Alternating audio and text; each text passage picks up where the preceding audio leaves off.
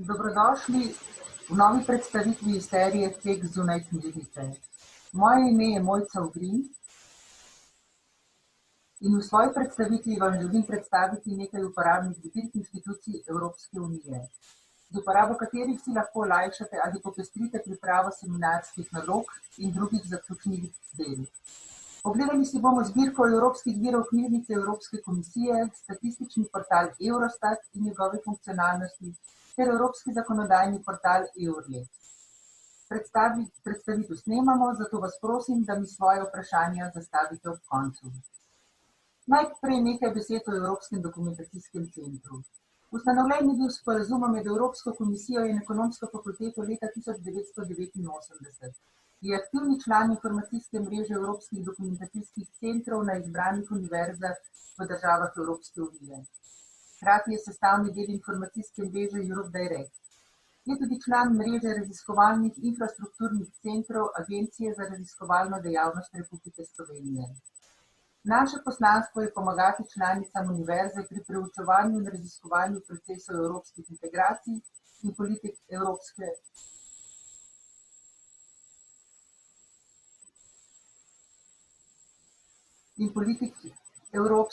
unije,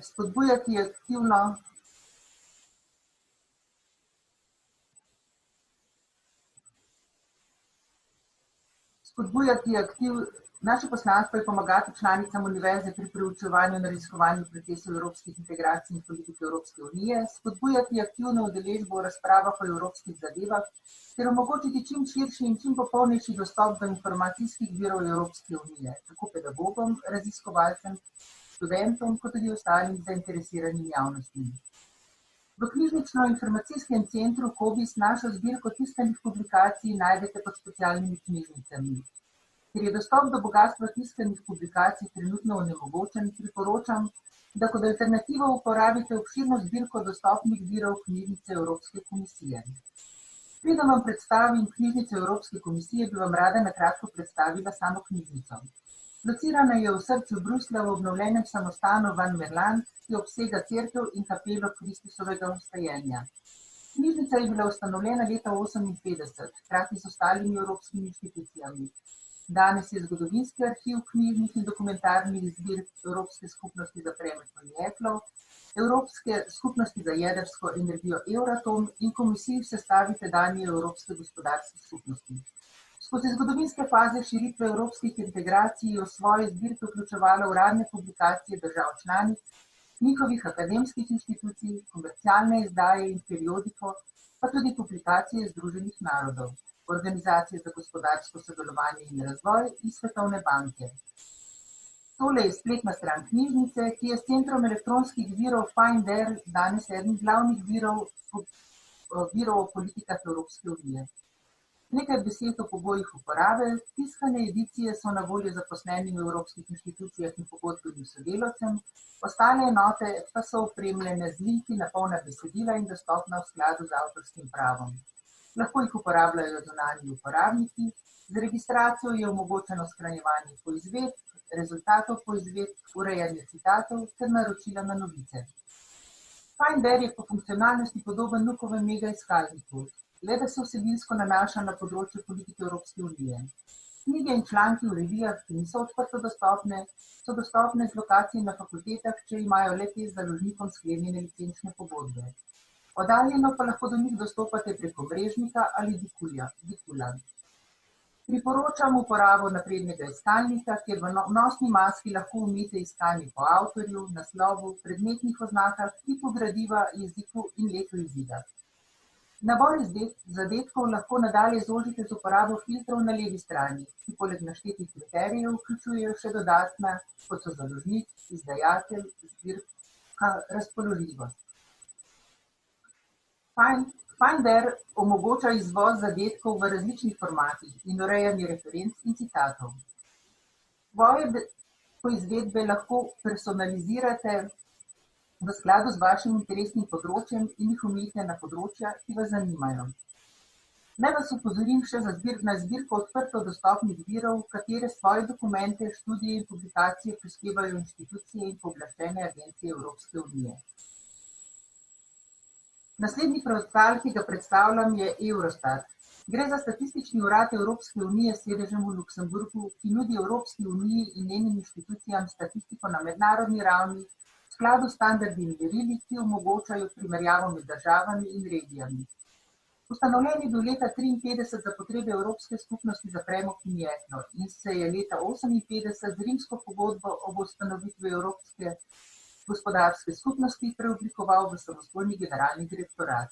Danes je ponudil visoko kakovostne statistike v Evropi, tako za odločevalce na ravni Evropske unije, držav članic, lokalnih oblasti, kot za potrebe poslovnih subjektov ter za medije in javnost, da tako dobijo celovito sliko stanja in razvoja evropske družbe in lahko ocenijo uspešnost izvajanja politike Evropske unije. Tole je spletna stran Eurostata, tudi tu priporočam uporabo registracije, ki poleg dodatnih funkcionalnosti, kot so shranjevanje podatkov, obveščanje o novostih, izvoznih podatkov, omogoča tudi procesiranje zahtevnejših statističnih poizvedb.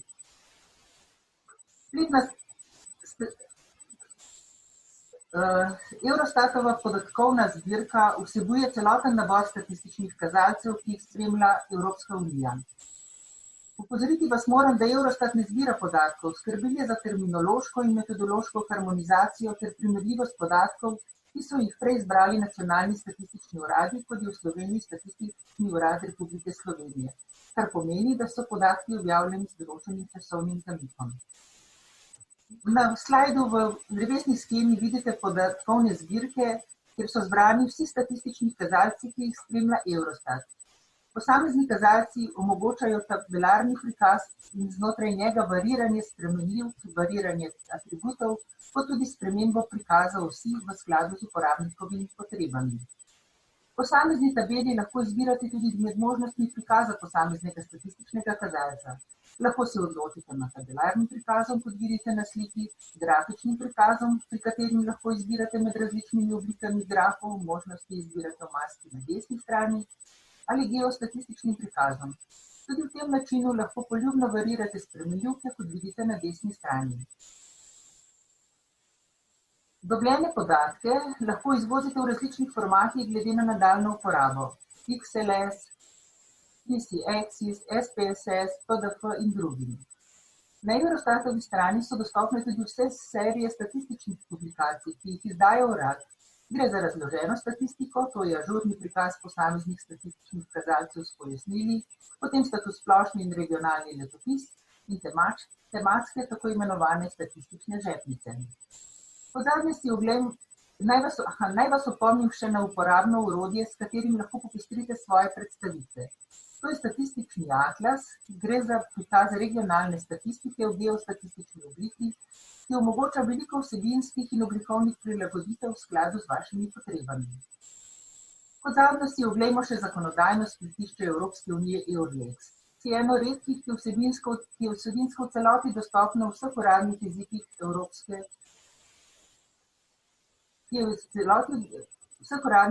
Evropske unije. Torej vas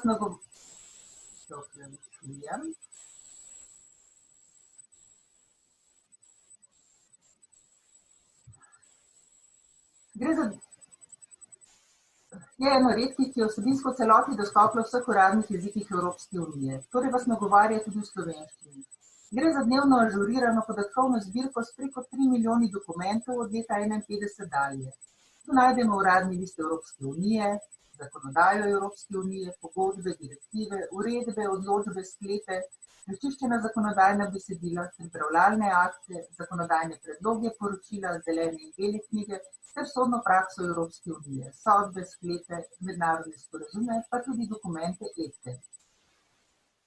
Poleg iskalnika po uradnih listih Evropske unije in dokumentih, ki so namenjeni specializiranim skupinam uporabnikov, bi vas opozorila na povzetke evropske zakonodaje.